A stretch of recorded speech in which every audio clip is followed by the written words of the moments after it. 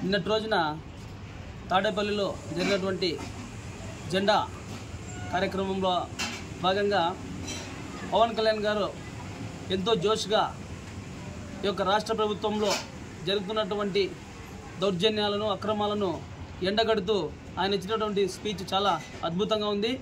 ఇది ఒక రాష్ట్ర ప్రజలంతా ఇది చూసినారు. అదేవిధంగా రాష్ట్ర ప్రజలంతా పవన్ కళ్యాణ్ గారి పైన హర్షం వ్యక్తం చేస్తున్నారు. ఎందుకంటే ఈ యొక్క సైకో జగన్మోహన్ రెడ్డి అవలంబిస్తున్నటువంటి విధానాలపైన ఆయన స్పష్టంగా రాష్ట్ర భవిష్యత్తును నిర్దేశించే విధంగా గౌరవ శాసనసభ్యులు గౌరవ మాజీ ముఖ్యమంత్రి వర్యులు నారా చంద్రబాబు నాయుడు గారి సహకారంతో మేము కూడా ముందుకు వచ్చి జనసేన టీడీపీ పొత్తుతో రాష్ట్రాన్ని కాపాడుకుంటామనే ఉద్దేశంతో ఆయన ముందుకు రావడం జరిగింది. అదేవిధంగా జగన్మోహన్ రెడ్డి గారి గురించి ఒకటి విమర్శించారు.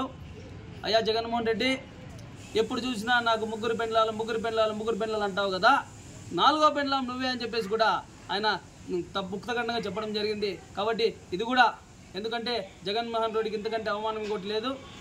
ఎందుకంటే రాష్ట్ర ప్రభుత్వంలో జరుగుతున్నటువంటి అన్యాయాలు, ఇసుక దోపిడీ, రకరకాలుగా అనేక రకాలుగా రాష్ట్ర ప్రజలు ఇబ్బంది పెడుతున్నటువంటి సందర్భాలు ఇవి. అటువంటి సందర్భంలో టీడీపీ జనసేన కలయిక అనేది చాలా శుభసూచకం. తప్పకుండా అత్యధిక మెజారిటీతో మన రాష్ట్ర ప్రభుత్వం తప్పకుండా గెలుస్తుందని చెప్పేసి తెలుగుదేశం పార్టీ అధికారంలోకి వచ్చి తెలుగుదేశం జనసేన కలిసి అధికారంలోకి వస్తుందని చెప్పి కూడా ముక్తఖండంగా మేము తెలియజేస్తా ఉన్నాము.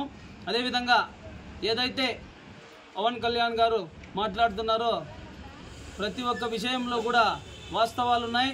ఆయన ఎటువంటి కరప్షన్ చేయలేదు. అదేవిధంగా మా నాయకుడు నారా చంద్రబాబు నాయుడు కూడా ఎటువంటి కరప్షన్ చేయలేదని చెప్పి కూడా తెలియజేస్తా ఉన్నాం. నువ్వు ఎన్ని కేసులు పెట్టినా, ఎన్ని ఇబ్బందులు పెట్టినా, ఎంత భయభ్రాంతులకు గురి చేసినా కూడా భయపడేవాడు ఎవడు లేడని చెప్పి కూడా ఈ యొక్క జగన్మోహన్ రెడ్డికి మా తెలుగుదేశం పార్టీ మరియు జనసేన తరఫున హెచ్చరిస్తా ఉన్నాం.